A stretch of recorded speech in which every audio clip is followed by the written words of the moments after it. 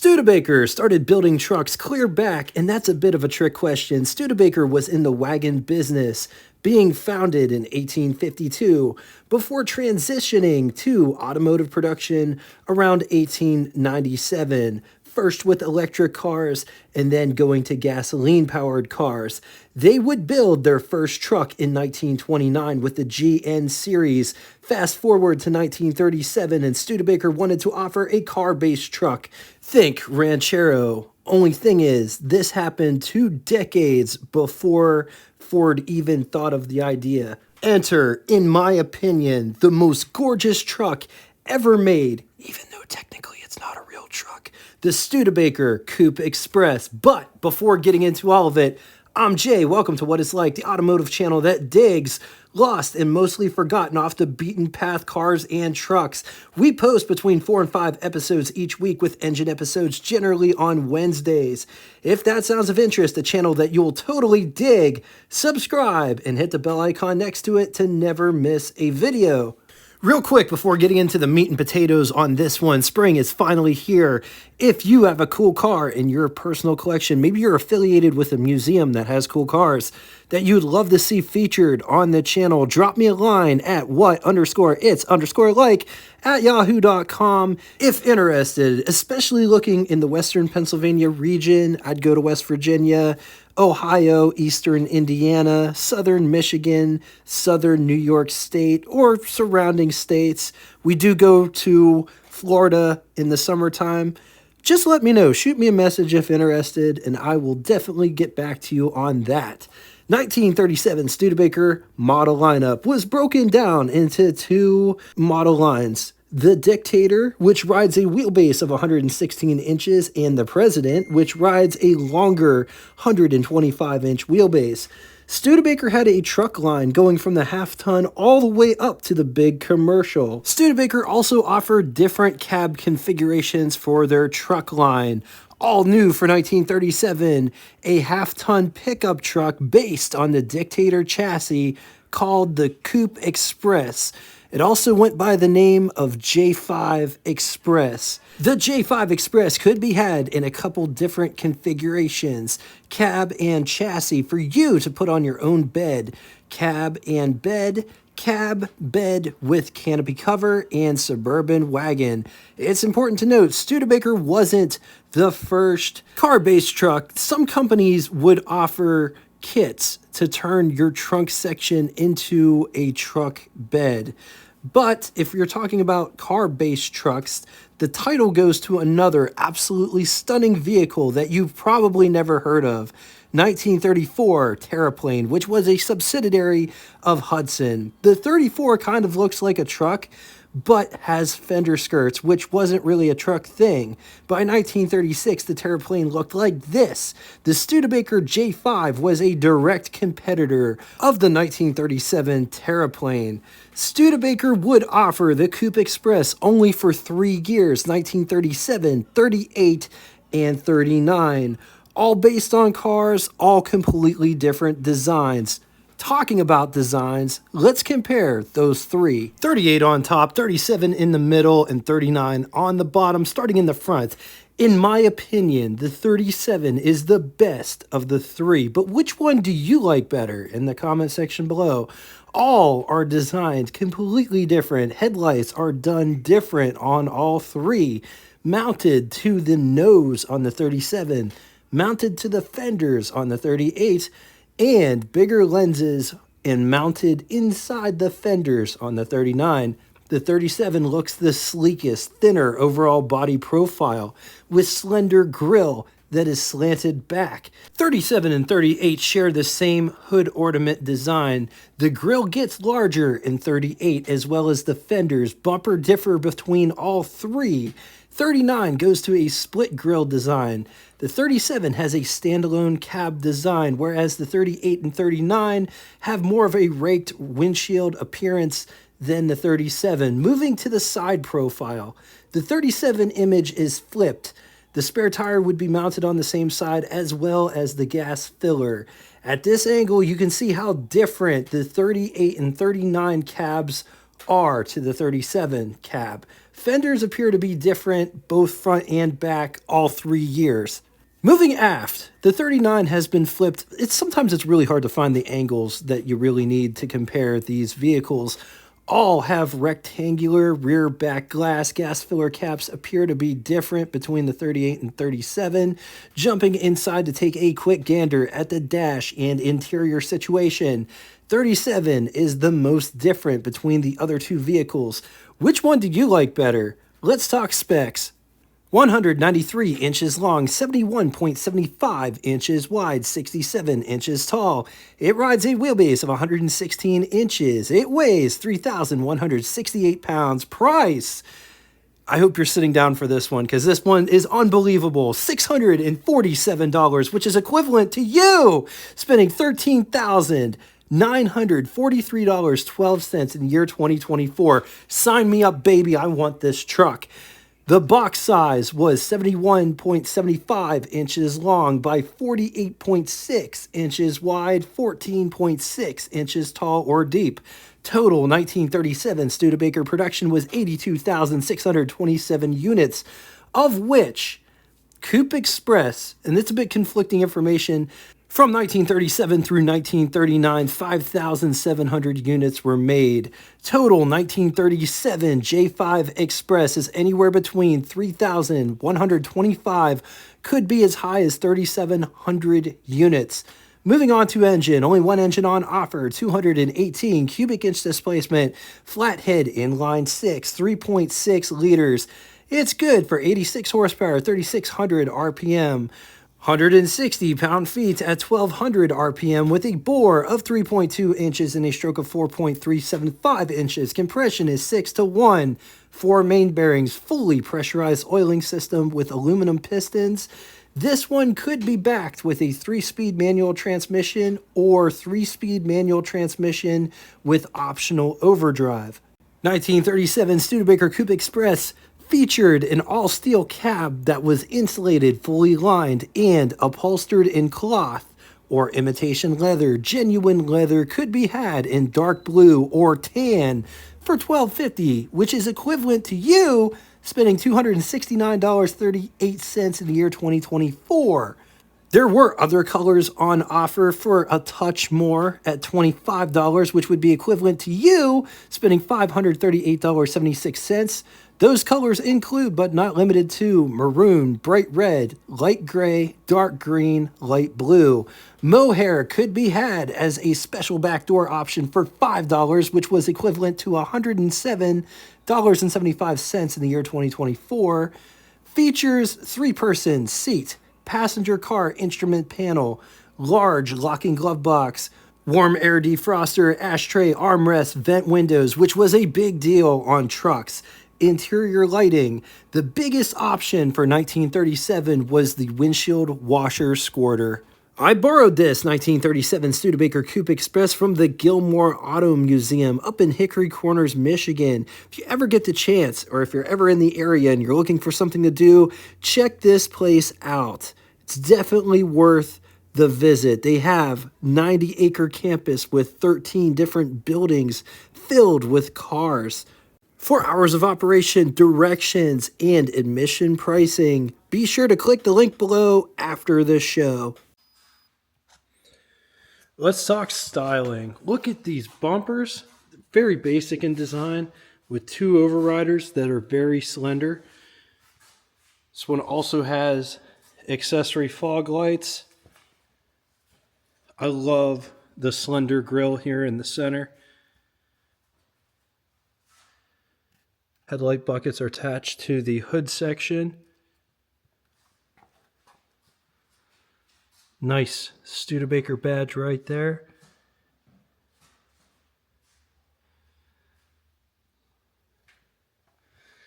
Notice the buckets don't have a spine. Very minimal bright work around it, bezel. Beautiful hood ornament. This truck has pinstriping, which is really nice. Super stellar color on this truck as well.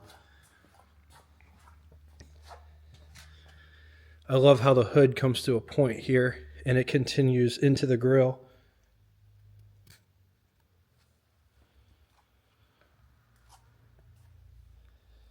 Fenders are absolutely massive on this truck. They come to a point.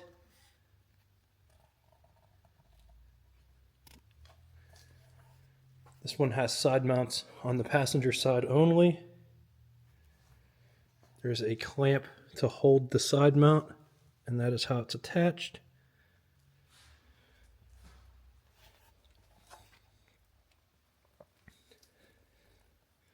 The fenders are just rolled underneath.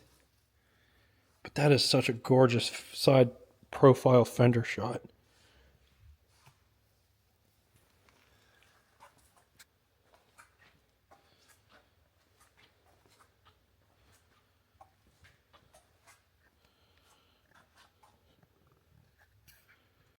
The grille extends, and notice how it cascades. The hood is relatively smooth, no center line. There is a cowl vent in the center. Split windshield with opposing windshield wipers that are mounted on these little pedestals. Antennas mounted driver's side.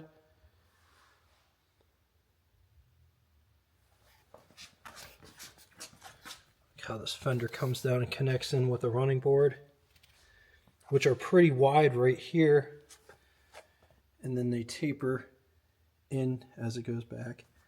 Mirrors are mounted right here at the base of the A-pillar. Notice how this is flanged, and then it has a drip rail. It starts here, ends here, and then it flanges back out.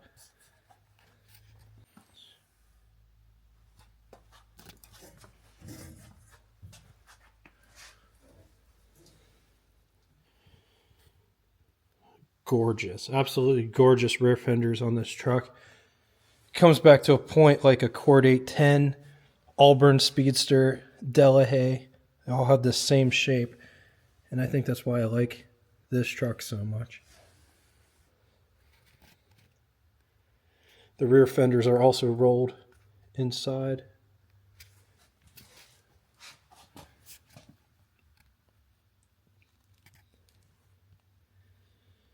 Bumpers in the back mimic the front bumpers. Very petite, with petite overriders.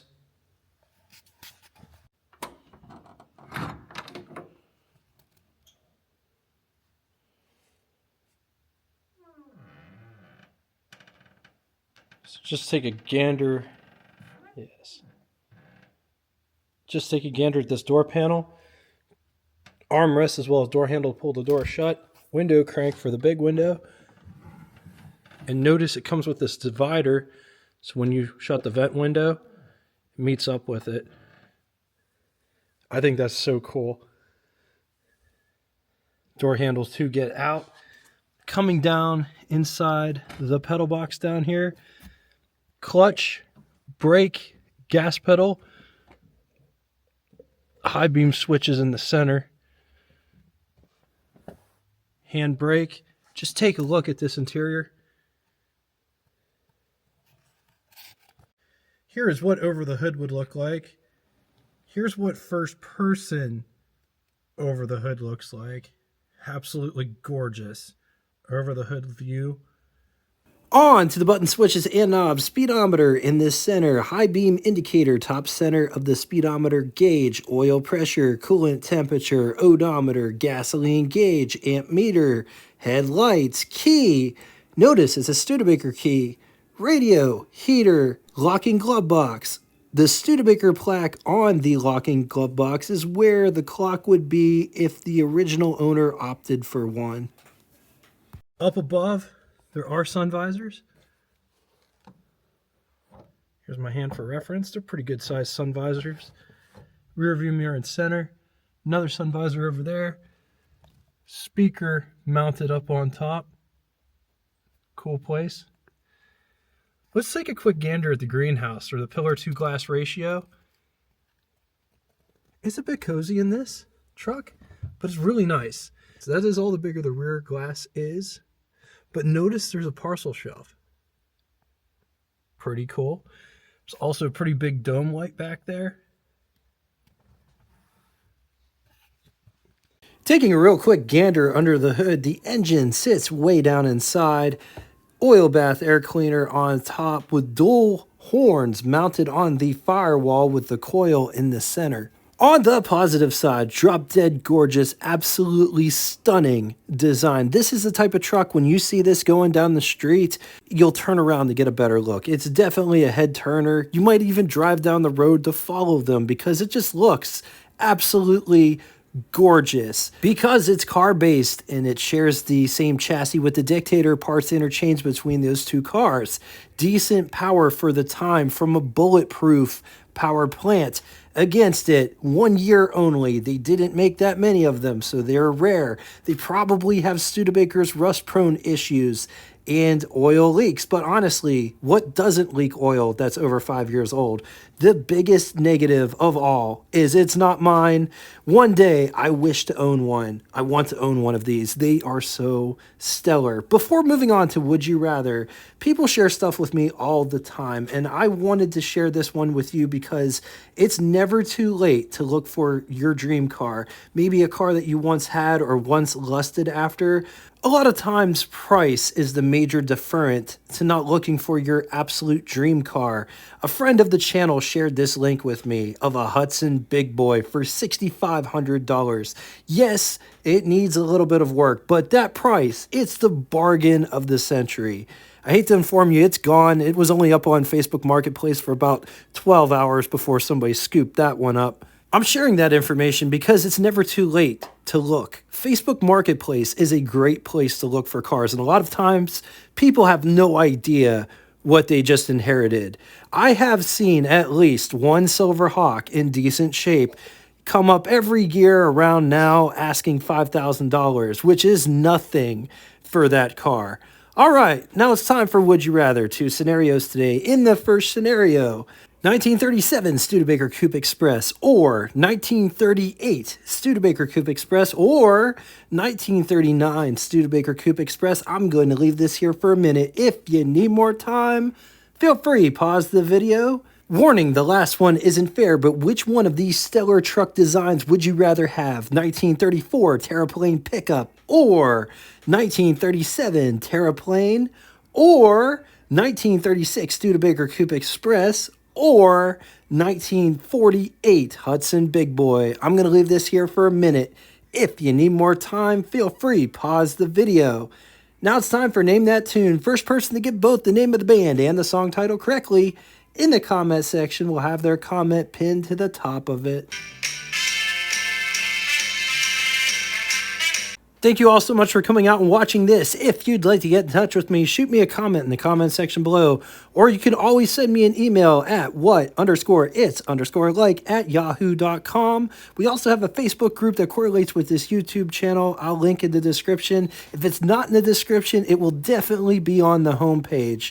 So whether I see you there or see you in the next episode, just know I appreciate everything that you guys bring.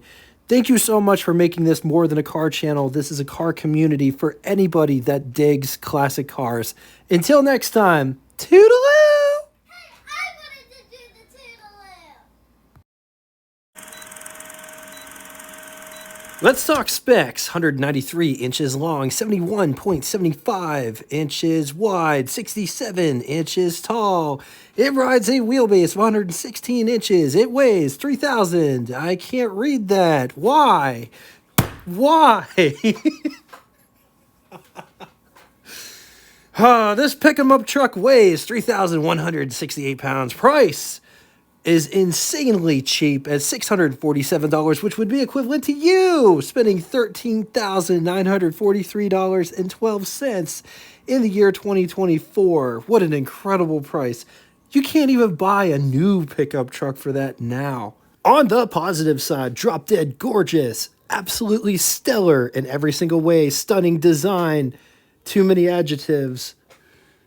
On the positive side, drop dead gorgeous. This truck was Against it, 1 year, only 1 year, 1 year only. They didn't make that many of them, so you know that they're rare. But by far the biggest negative out of all of them, and it's actually a crime that isn't mine. It doesn't belong to me, but maybe one day I will own one.